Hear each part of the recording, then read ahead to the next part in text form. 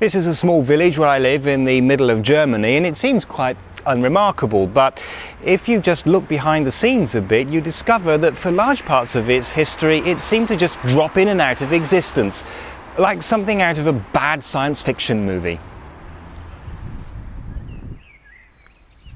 You see, back in the 14th century, a group of villages around these parts were granted free jurisdiction, and this village seemed to be perfectly happy to count itself as part of that free jurisdiction as long as it meant they could get out of paying taxes, but not if it meant that they had to pay tribute to the lords of Hanau.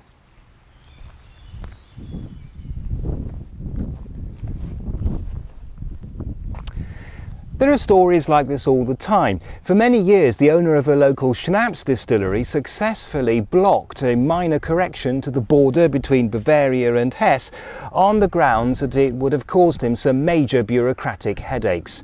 That dispute has since been resolved, but not before he'd caused the authorities some major bureaucratic headaches.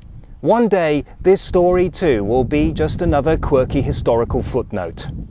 When I was at school, I just couldn't see the point of history. I think maybe it was just the way it was taught, which basically consisted either of learning dates of battles or writing essays on what it must be like to be a domestic servant in the 18th century. What history really is the story of ordinary people trying to be clever, and more often than not, failing.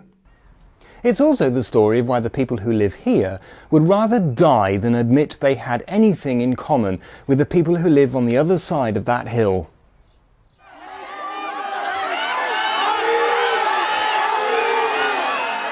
Every country is interesting.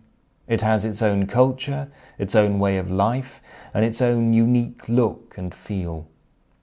It's always worth poking about a bit behind the scenes to see what makes the place tick, because a part of that is what makes us tick.